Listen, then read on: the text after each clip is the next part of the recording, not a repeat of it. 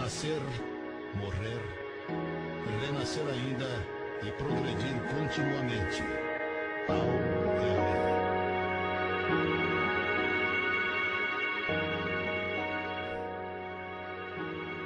Bem, amigos ouvintes do programa radiofônico A Voz do Espiritismo e também os amigos do site avozdoespiritismo.com.br. Nós estamos no Centro Espírita Irmã Angélica, na cidade de Araçatuba, São Paulo, e temos a alegria de contar com o Valcir Silva, né? O Valcir Silva fez uma palestra sensacional na noite de ontem, aqui no Irmã Angélica, e nós combinamos, né? Vamos fazer uma gravação, a participação conosco, Valcir. Ele, opa, vamos sim. Então vamos ouvir primeiramente os cumprimentos do Valcir Silva. Eu agradeço, antes de mais nada, ao Nelson, à Casa Espírita Irmã Angélica, da qual já nos é querida do coração, de retornarmos a Araçatuba para mais este evento, e nós tratamos daquela temática bastante importante no movimento espírita sobre as colônias espirituais, com ampla receptividade dos seus trabalhadores, do público presente, e estamos assim muito gratos e felizes por mais esta oportunidade de aqui estarmos com amigos do coração. Agradeço aí a oportunidade deste momento do programa, aos seus telespectadores que vão nos assistir, né? Desejando a todos um bom dia e um bom final de semana que se aproxima. Muito bem, estamos contando inclusive, né, o privilégio aqui de contar com o cinegrafista, né, o nosso cinegrafista, o presidente da casa, né?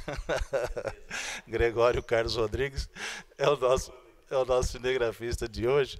Você quer vir dar os cumprimentos aqui, Gregório? Presidente do Centro Espírita Evangélico, um batalhador do movimento espírita por muitos anos na cidade de Araçatuba. O Nelson sempre me arrastando para os eventos, né? O que é muito bom. É uma alegria muito grande receber o Valcir aqui, um amigo já de longa data, né? Às vezes a gente não sabe de quanto tempo, né? Vai saber, né?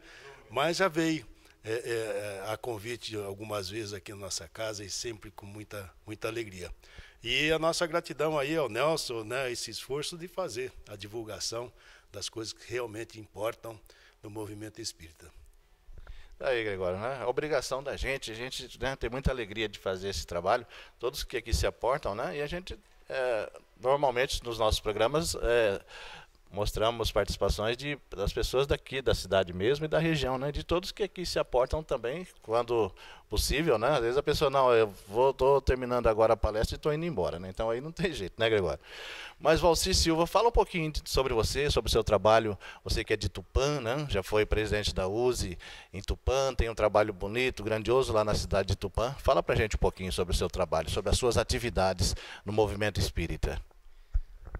Bom, de fato, nós já estamos no movimento espírita aí há longos anos, perto aí dos seus 30 anos já, na cidade de Tupã, terra natal, onde nascemos, onde vivemos, onde construímos todo um trabalho, tanto na área profissional, enquanto psicólogo de saúde pública que fui, psicólogo numa clínica particular, da qual até hoje ainda eu atuo como profissional, onde também criei a família, onde construí um lar bastante importante, com 2 filhos, um já casado, um ainda solteiro, estando no momento morando comigo.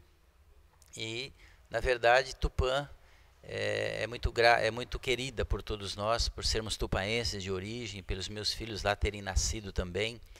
E com essa forma de viver, nós vimos construindo um trabalho bastante importante. Ao longo dos anos, na minha profissão, nos especializamos na área de dependência química, em psicologia escolar, em orientação vocacional, em psicologia clínica, e vimos atuando nesse segmento. Dentro do movimento espírita, nós estamos trabalhadores de uma casa espírita chamada Centro Espírita Irmã Isabel, naquela cidade, onde estamos lá há 33 anos prestando serviços, trabalhos, onde já realizamos muitas coisas grandes e importantes. Hoje nós fazemos o papel de expositor da casa, coordenamos algumas atividades. Estivemos também por 9 anos consecutivos presidente da USE Intermunicipal de Tupã, onde pudemos também reformular e refazer muitas coisas importantes. Mas continuamos na USE ainda, no chamado Departamento de Orientação Doutrinária, onde temos a responsabilidade do agendamento das palestras mensais que são ocorridas em nome da USE, na União Espírita Allan Kardec daquela cidade. Já há 25 anos que eu faço isso, desde que, né, iniciei no movimento espírita. Coordenamos todo o trabalho doutrinário de palestras, seminários, encontros e atividades. Até nós vamos estar agora em novembro próximo com Haroldo Dutra, na cidade de Tupã. Já estamos contatando a região, inclusive Araçatuba, através da direção da casa, já estão na nossa parceria, vamos dizer. E com isso a gente vem fazendo um esforço, no bom sentido, de realizar um trabalho, de dedicar-se à doutrina, né, no sentido da sua importância que ela tem e ainda, né, teve e tem na nossa vida, na vida das pessoas, na vida familiar. Não saberíamos viver hoje naturalmente sem o conhecimento doutrinário espírita, que muito nos auxiliou enquanto pessoa, enquanto sujeito, enquanto pai, enquanto esposo, enquanto cidadão do mundo, enquanto espírito buscando os caminhos nesta terra.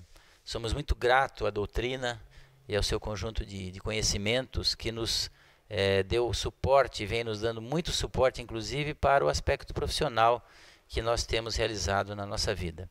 E é nesse sentido, né, que somos um modesto trabalhador, na realidade, como todos nós somos, em prol de um mundo mais adequado, mais ajustado, um mundo melhor.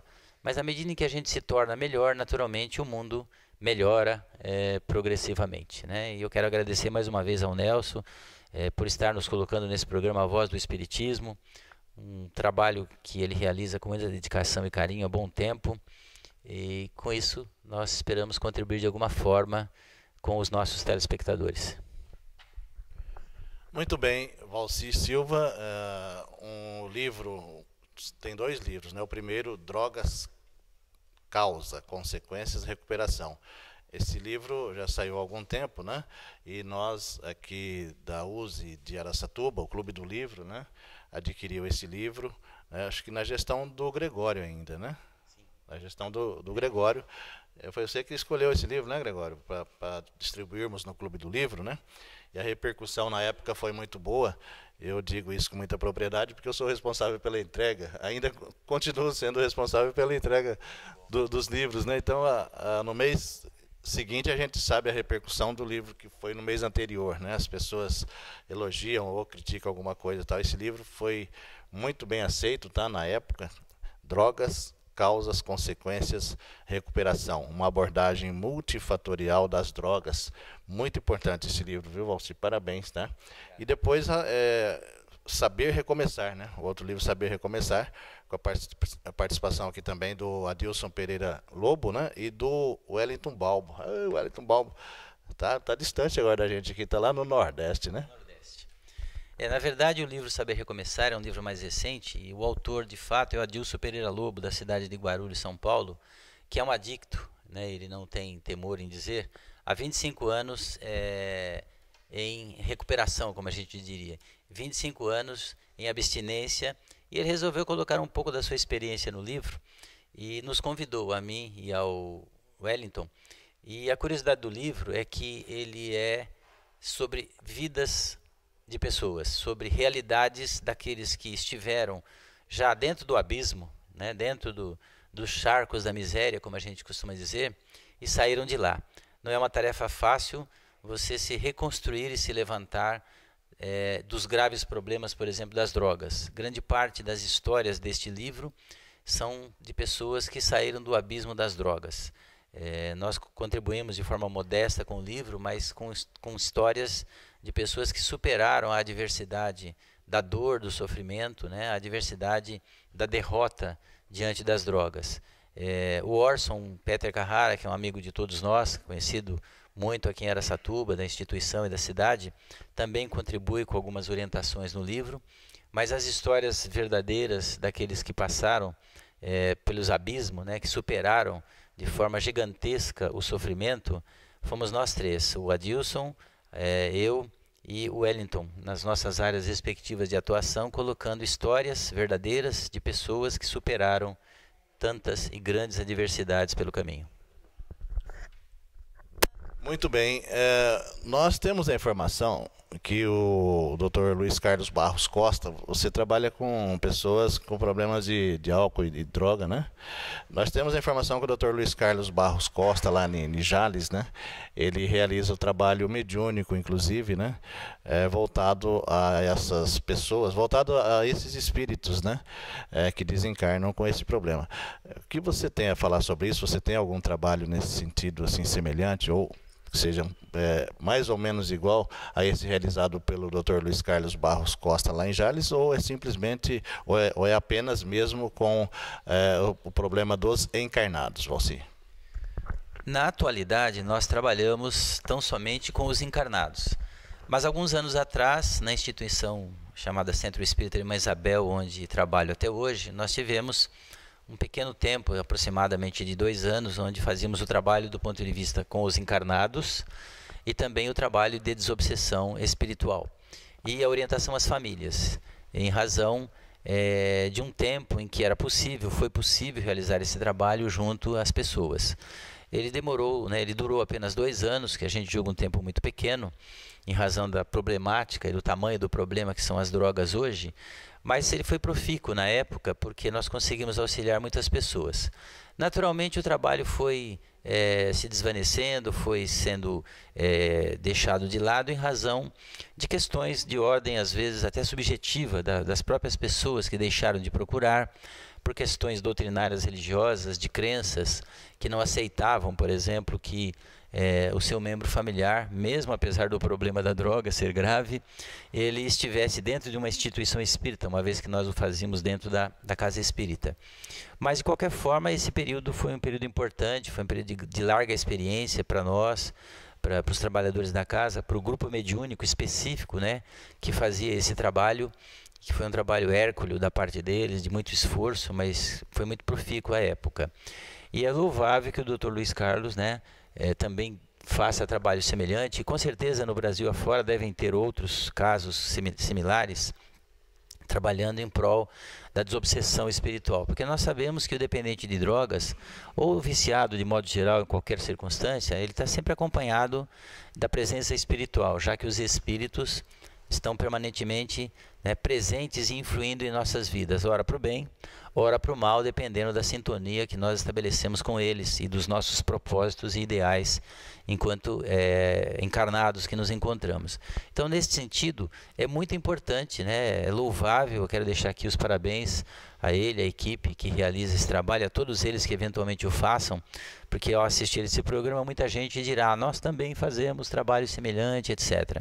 E é muito bom, porque não dá para não fazer um trabalho dessa natureza, como vimos dizendo, porque há o dependente em si, com as suas características, suas peculiaridades, a sua personalidade, há a questão da influência espiritual presente na vida do sujeito, e se nós não juntarmos o tripé, espiritualidade, terapia e medicação, na maior parte dos casos, e às vezes a necessidade de uma internação, dependendo de cada situação naturalmente, sem esse tripé, é muito difícil superar a adversidade e o vício, porque nada está isolado no contexto da nossa vida.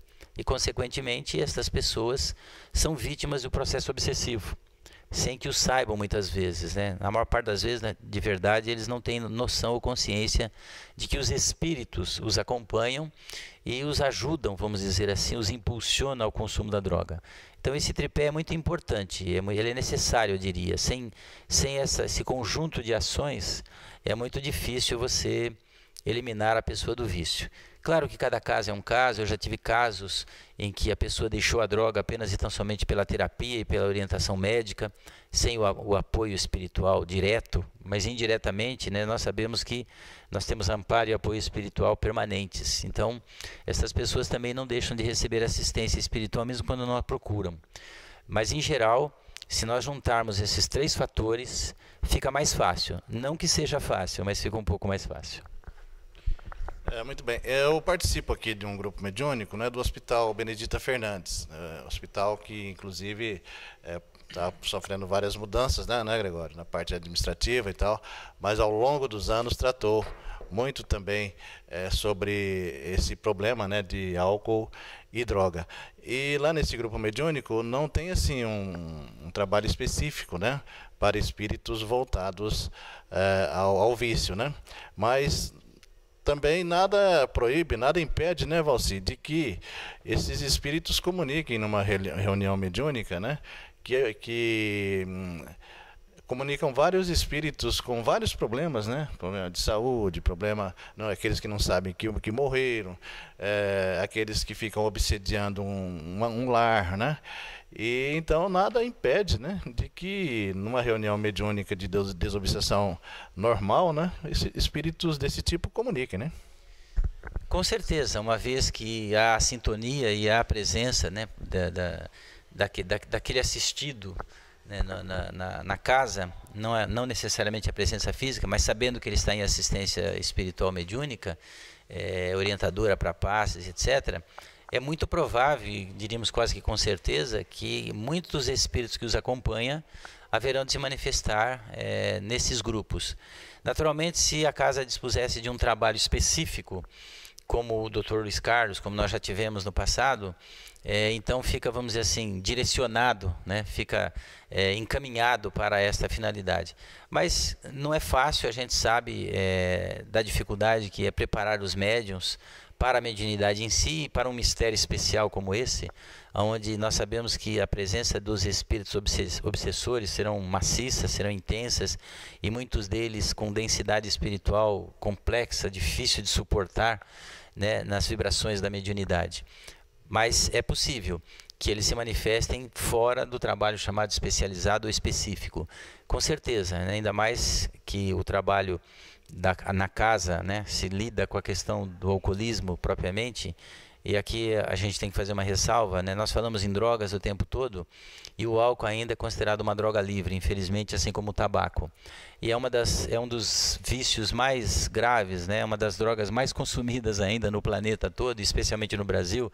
Nós temos aí perto de 20 milhões de dependentes alcoólicos no Brasil atualmente. É um dado oficial do Ministério da Saúde esse. 20 milhões de pessoas dependentes do álcool, já considerados alcoólicos, né? Ou alcoólatras propriamente dito, onde eles não conseguem viver diariamente sem o consumo de álcool. Naturalmente, as outras drogas têm sua importância também, como o crack, a cocaína, o êxtase, etc. Mas tem uma particularidade, uma curiosidade nisso. Onde é que estão as políticas públicas para o combate ao uso, abuso e o consumo de drogas no Brasil? Nós não temos, infelizmente. O que temos são trabalhos e grupos de boa vontade, com hércules esforço, tentando resolver um problema, né? Tentando apagar um incêndio numa floresta inteira da dependência química, né? Como se fosse aquele beija-flor, né? Que pega uma gota d'água no seu bico e joga sobre a floresta em chamas. Melhor do que não fazer nada, mas nós não temos políticas públicas voltadas especialmente para o combate ao uso e ao abuso, né, das drogas. Os conselhos municipais antidrogas, que são os COMADs dos municípios, eles são formados, criados, mas eles têm o papel da divulgação, da orientação, e são ineficazes, né, porque é muito discurso, é muito teórico. Se não houver políticas públicas naquele lugar para amparar e auxiliar o dependente químico, nada acontece efetivamente. E o Brasil está devendo muito, mas muito nesse terreno, porque só na cidade de Recife, no estado de Pernambuco, nós tivemos lá em 2013, num evento, num congresso importante na Federação Espírita de Pernambuco, na FEP, com a presença de 900 pessoas num seminário no domingo todo. Éramos nós e a equipe da Secretaria de Saúde local, lançando uma campanha de combate ao crack. Naquele momento, na capital Recife, no estado de Pernambuco, eles tinham 60 mil dependentes de crack, catalogados, fora os que não estavam registrados. Nos diversos centros de recuperação que Pernambuco atualmente dispõe para o combate às drogas. A Secretaria Municipal, a Secretaria de Estado, na época, de Saúde, estava relançando e reajustando o programa de atenção ao uso de cracks. Então, lá era atenção ao uso de crack e outras drogas. Era o inverso, porque o crack supera o consumo de drogas no estado. No norte do Brasil, nós tínhamos, na época, 400 mil dependentes alcoólicos, considerado alcoólatras. É impressionante os números. Se a gente for ver aqui números, a gente fica alardeado e assustado com o tamanho do problema.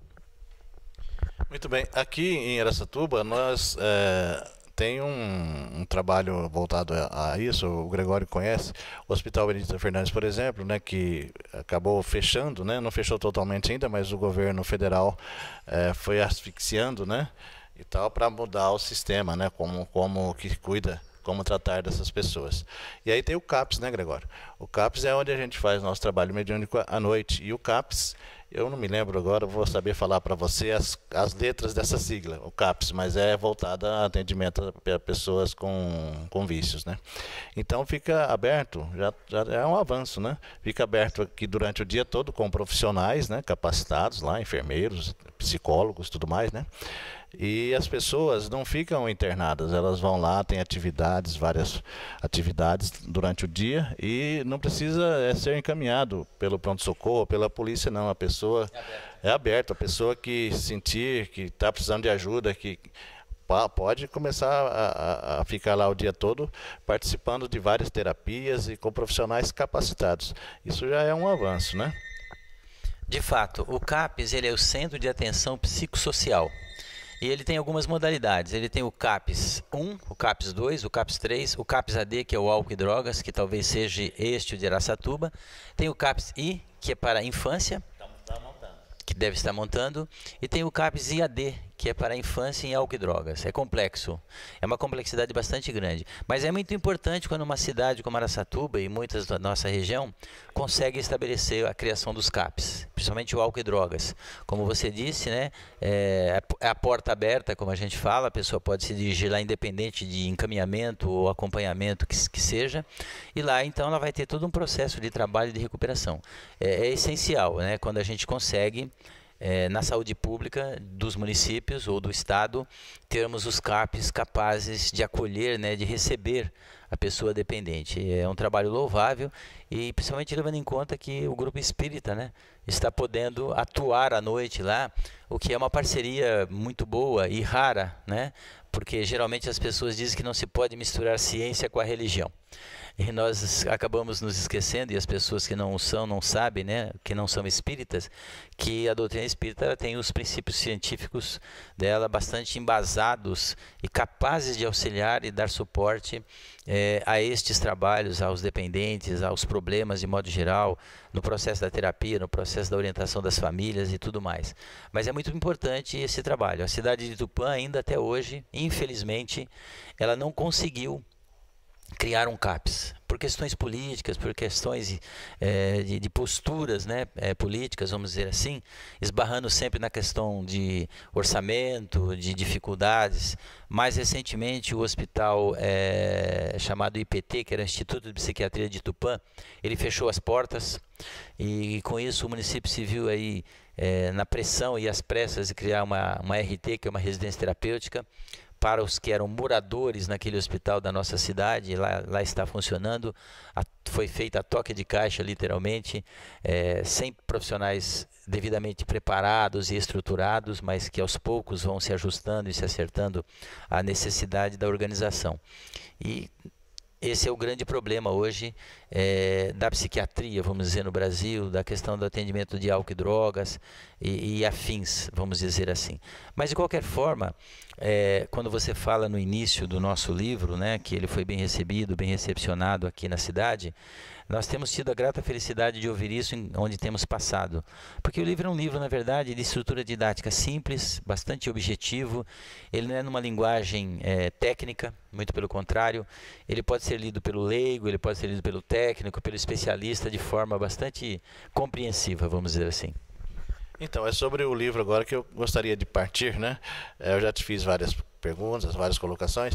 Eu gostaria que você passasse para os nossos ouvintes. Esse livro foi muito, repercutiu muito bem, como eu disse no início dessa conversa, aqui em Araçatuba, com os associados do Clube do Livro, né? Eu gostaria que você fizesse, de agora para frente, então, um resumo, da maneira que você achar melhor, né, sobre esse livro fantástico. Olha, na verdade, o livro ele tem uma história bastante curiosa, se me permite, né? No ano de 2008, 2008, a USE do Estado de São Paulo, junto com a Federação Espírita e junto com o DENARC, que é o Departamento de Narcóticos do Estado de São Paulo, criaram um projeto, um programa, para que fosse aplicado nas instituições espíritas uma espécie de curso multiplicador da problemática das drogas, porque por solicitação da Federação Espírita do Estado de São Paulo e da FEB, Federação Espírita Brasileira, começaram a constatar um problema de consumo de drogas no movimento espírita, no meio espírita. E com agilidade, vamos dizer assim, eficácia, a FEB e o DENARC fizeram uma parceria e instruíram as USEs intermunicipais a criar, com base naquele conteúdo, naquele roteiro, um curso. Na época eu estava presidente da USE Intermunicipal de Tupã e nós criamos o curso. Era um curso de 32 horas que eu elaborei, num total de 650 slides em forma de PowerPoint. Ele foi aplicado em 4 fins de semana consecutivos. À época, nós tivemos, participando assiduamente desse curso, na ocasião, 150 pessoas, incluindo a família espírita, que era especificamente voltada a ela, as escolas públicas e particulares do município, parte do pessoal da Unesp de Tupã na ocasião, e também o antigo COMEN, que era o Conselho Municipal de Entorpecentes de Rancharia, da cidade de Rancharia, que é a nossa região, que participaram desse curso. Ele era um curso oficial de multiplicadores, com certificado oficial, etc. E nós concluímos o curso. Naquele ano, curiosamente, o Arnaldo, da Editora M, que é a editora que publica o livro, por nossa parceria, na época, de frente à USE, estava levando o Dr. Francisco Cajazeiras para fazer um roteiro de palestras na região. E ele esteve conosco um sábado e um domingo lá, o Dr. Francisco Cajazeiras, junto com o Arnaldo. E à época eu tinha o trabalho feito em PowerPoint, eu apresentei ele ao Arnaldo. Ele falou: olha, faça o seguinte, transforma tudo isso em estrutura de Word, né, que é texto, tira as figuras, etc., deixa as que você acha melhor, e me manda, né? Faz o embasamento doutrinário do trabalho, porque até então ele não tinha, né, o aspecto doutrinário, e assim procedemos. Nós mandamos o livro para ele naquele ano, e a primeira edição saiu em maio de 2008, curiosamente. Foi rápido, muito rápido, porque o Arnaldo gostou muito do trabalho, da forma como o livro ficou compilado e escrito, e publicou. No final deste mês, agora de maio de 2016, ele sai a 7ª edição. Essa edição, essa que nós temos exatamente, a última edição foi em 2011, que é a 6ª. Agora, né, 5 anos depois, demorou um pouco naturalmente, vai ter a 7ª edição. Nós revisamos uma parte do livro, algumas questões de atualidade, de atualização que foram necessárias, e agora até o final de maio deve sair a 7ª edição. E o livro é muito simples, ele tem, na verdade, 6 capítulos, de forma bastante objetiva, onde no primeiro capítulo a gente discute a questão do que é doença. Então nós fazemos uma reflexão bastante grande, bastante aprofundada, da visão que se tem, por exemplo, da Organização Mundial da Saúde, o que é doença, da visão espírita, o que é doença, né, da visão de alguns especialistas do que se trata a doença, por que se adoece, o que a gente faz diante da problemática das doenças propriamente dito, quando elas se instalam conosco, né? E depois nós colocamos nesse capítulo 1 a questão da classificação das drogas, para que as pessoas tenham uma ideia. No 2, a gente discute a problemática das famílias, né? A família, a sociedade e as drogas, onde nós mostramos aqui a contradição e a incoerência da sociedade diante das drogas, diante do fator drogas, onde muitas vezes um pai de família, uma mãe de família está dizendo aos filhos que eles não devam usar drogas, que eles não devam se envolver com as drogas, e estão bebendo dentro de casa e fumando. E consumindo largamente medicamentos de tarja preta, que são drogas poderosas também. As pessoas não se dão conta, muitas vezes, dessa incoerência, né? dessa dicotomia de falar e não fazer. Então, é um processo bastante importante essa discussão. E nós abordamos também a questão das entidades, das instituições que lidam com a problemática da criança, do adolescente. Nós também estamos, nesse ano atual, é a 3ª vez que nós estamos na presidência do Conselho Municipal dos Direitos da Criança e Adolescente, onde a gente lida diretamente com a problemática das drogas na criança e adolescente, e a gente discute isso aqui nesse capítulo, que é o 2. No 3, a gente vai falar quase que especificamente do alcoolismo, para vocês terem uma ideia da problemática alcoólica, né, do consumo de álcools dentro do país. A gente faz um retrospecto aqui mundial, mas na verdade a gente fala muito da nossa realidade interna. E discutimos também a questão do uso e abuso das drogas, como a sociedade do passado e a sociedade moderna faz o consumo de drogas. É curioso, né, apenas fazendo um parênteses do que está no livro, lá na antiguidade, nas antigas guerras, lá no Irã, né, que não era o Irã na verdade, no passado não tinha esse nome, os sujeitos quando iam para as guerras, eles iam para a batalha o dia todo. Ao retornarem à noite para os seus acampamentos, eles dormiam em tendas e barracas, né? Não tínhamos esse conforto hoje dos prédios, né, confortáveis e agradáveis que temos para viver e morar. Eles dormiam em barracas, dormiam no chão mesmo, sobre pele de animal, enfim, daquela coisa rudimentar. Porque eram homens muito brutos na ocasião, então, e tinham condições de suportar as adversidades. Mas para que pudessem dormir e relaxar, e no outro dia estarem prontos para a batalha novamente, eles aqueciam sobre pedras que eles tinham dentro dessas cavernas, dessas tendas, uma folha chamada de cânhamo, né? Que na verdade é a maconha da modernidade, da atualidade. E aquela folha, naturalmente, sobre uma pedra quente, exalava vapores. E vapores entorpecentes, naturalmente, que os fazia adormecer.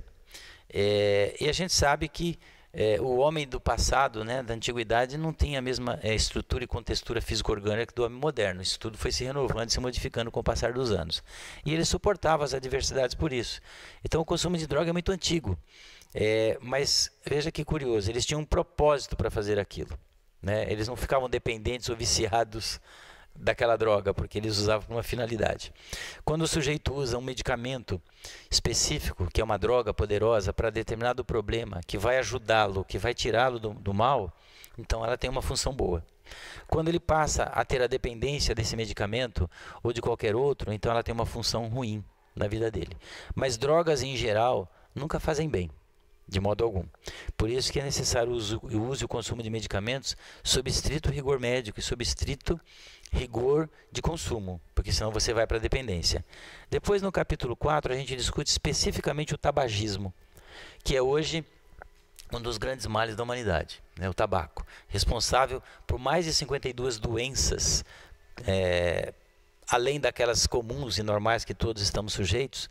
O tabagismo pode ocasionar tudo isso na vida da pessoa. Então aqui nós discutimos o panorama global e atual do tabagismo, nós mostramos aqui as consequências da doença, das implicações, dos problemas ocorridos dentro das empresas por causa do tabaco, etc., assim como é feito com o álcool lá atrás.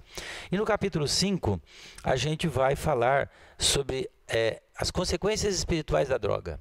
O que ela provoca na contextura psicoespiritual do homem, né? O que ela vai causar de males, de prejuízos, que não são pequenos e nem poucos, para o sujeito encarnado, já em vida, do ponto de vista da desordem espiritual, dos males espirituais, e consequentemente ao desencarne dele, o que vai se passar, o que vai se dar na vida dessa criatura do lado de lá. Nós temos vasta literatura espiritual nesse aspecto, nesse tema, daquele antigo espírito Luiz Sérgio, que psicografava pela médium Marinzik, né?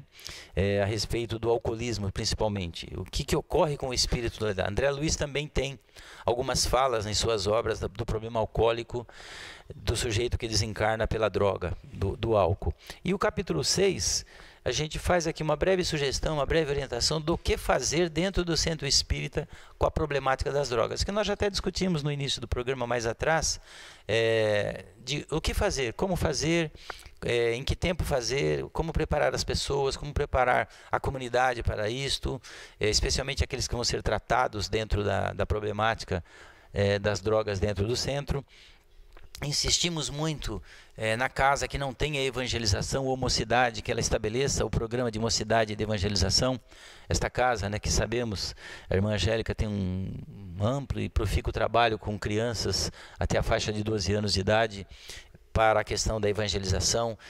Inclusive na noite de ontem, na palestra em que aqui realizamos sobre as colônias espirituais, as crianças haviam feito uma maquete, um trabalho que tomamos conhecimento na manhã de hoje, na noite de ontem também, mas hoje nós conseguimos ver o trabalho, e que eles elaboraram uma maquete de uma colônia espiritual, que é uma coisa muito bonita e tudo, já motivando a criança a pensar na vida futura do ponto de vista da realidade espiritual. Então o nosso livro ele é modesto, sim, só que ele é bastante didático do ponto de vista da aceitação e da compreensão. Por isso que os clubes do livro, as cidades onde, né, adotam as pessoas que o adquirem, gostam do livro, porque nós o fizemos de uma forma bem espontânea, porque ele foi originado justamente num curso didático de orientação e instrução das pessoas. E nós só mantivemos o texto, na realidade, que foi elaborado à época, por isso ele ficou acessível e fácil nesse sentido, né? Muito bem, nós iremos mostrar também no nosso site, né? Iremos mostrar a palestra que você fez na noite de ontem, né? Colônias Espirituais, da casa que estava cheia, né? Muito bacana, realmente eu não pude ficar, mas nós registramos, né? Nós gravamos, né? Para mostrarmos no site e também na Rádio Bandeirantes, o programa A Voz do Espiritismo. Ô Valci, fala para os nossos ouvintes aqui como que as pessoas fazem para adquirir o livro, né? Já que vai sair aí, está saindo já, né? A 7ª edição, né? E como é que as pessoas fazem para adquirir os livros, se o livro, se na sua cidade não tiver uma banca espírita, assim, né? Olha, é muito fácil. Na minha cidade, próxima da minha cidade, as pessoas têm adquirido comigo mesmo, mas naturalmente as mais próximas. Mas é só você entrar no site da Editora M, é isso mesmo, EMEM, Editora M, e lá você vai encontrar facilmente a possibilidade de adquirir o livro. Ele está hoje numa faixa, acho que de R$25 na editora. Mas se você comprar ele em volume, em quantidade, por exemplo, a sua instituição ou coisa do gênero, sempre há descontos nesse sentido. Mas a pessoa em geral, o cidadão em geral, as pessoas que queiram adquirir, é só entrar na editora, solicitar o envio do livro, que é fácil. Mas caso você queira também entrar em contato comigo, você pode fazê-lo, né? Pelo Face, você vai encontrar lá o Face de Valci Silva, você pode fazer contato comigo. Você pode entrar em contato pelo e-mail, que é valcipsi@gmail.com. A palavra PSI é a abreviação de psicólogo, então é valcipsi@gmail.com. Ou pelo celular, que é o DDD 14 99784 7828, que nós vamos atender com muito carinho, com muita atenção e dedicação. Valci, eu vou te pegar de surpresa, que agora nós não combinamos nada, mas eu sempre peço pro convidado da semana, né, para que faça a prece de encerramento, né? Isso eu tenho certeza que não vai ser problema, né, Gregório? Para suas considerações finais, alguma coisa que eu não perguntei que você gostaria de colocar, e também a prece final para a gente. Bem, eu gostaria de deixar aqui um abraço a todos os telespectadores do programa Voz do Espiritismo, ao Nelson pela oportunidade de estar conosco, nos dando essa oportunidade de falar a você, ao Gregório, né, o diretor-presidente da Casa Espírita Irmã Angélica aqui de Araçatuba, pela oportunidade de ter, cinegrafista também, pela oportunidade de ter voltado a Araçatuba, de estar aqui participando desse bate-papo agradável, e ontem também bastante receptivo e caloroso a presença de todos. Então a gente só tem a agradecer, né, por amigos, por companheiros de ideal, pelo público presente que estava conosco, pela oportunidade, né? É sempre bom retornar a lugares onde nós gostamos, onde as pessoas, né, demonstram por nós carinho e cuidados, né? Então eu deixo aqui a minha gratidão através do programa a todos vocês, e vamos aproveitar a oportunidade, né, nesse momento importante, nessa hora difícil em que o planeta atravessa, em que o país atravessa, para que nas nossas preces, nas nossas vibrações, nos nossos pensamentos, a gente vibre sempre pela paz, a gente vibre sempre pela harmonia entre todos, entre uns e outros, pelas famílias, né? Por aqueles principalmente que estão nos vales das sombras da droga, dos vícios, que não nos enganemos com isso, né? São momentos muito difíceis da caminhada de cada um de nós. Então que possamos, nas nossas orações diárias, nos nossos momentos de reflexão, buscarmos, né, as boas vibrações, os bons pensamentos, as boas ideias, para que tudo isso possa ser dissipado, para que tudo isso possa ser enfrentado com com esforço, com dedicação, com solidariedade acima de tudo, já que sem a solidariedade, sem o amor de uns para com os outros, né, sem nos amarmos uns aos outros, como nos ensinou o Mestre Jesus, seria muito difícil a caminhada na Terra sem esse suporte, sem essa possibilidade. Nós queremos deixar aqui esta prece, né, habitual do Pai Nosso, que é uma crença, uma prece universal, ela independe da sua religião nesse momento que nos assiste, nos lembrando que quando Jesus proferiu essa prece, ele na verdade dirigiu-se ao homem na terra, e não apenas aquele momento, né, fantástico e maravilhoso da sua passagem por Nazaré, por Galileia, em hipótese nenhuma. Então Jesus, ao proferir o Pai Nosso, que nós, na nossa modéstia, na nossa pequenez aqui, iremos deixar para você, o nosso telespectador, ele o fez para que todos nós, os povos, vibrássemos em amor, em harmonia, em concórdia, em solidariedade uns pelos outros. Pai nosso, Senhor que estais nos céus, santificado seja o vosso nome, venha a nós, Senhor, o teu reino, seja feita, Pai, a vossa vontade, assim na terra como nos céus. O pão nosso de cada dia, Senhor, dá-nos hoje. Perdoai-nos as dívidas, na medida em que perdoamos os nossos devedores. Mas não nos deixe, Senhor, acima de tudo, cairmos em tentações do mundo. Livrai-nos de todo mal, porque vosso é o reino, Senhor, e o poder para a glória de todos sempre. E que viva sempre em nossos corações o doce Jesus, com sua doce voz, nos conclamando a nos amarmos uns aos outros.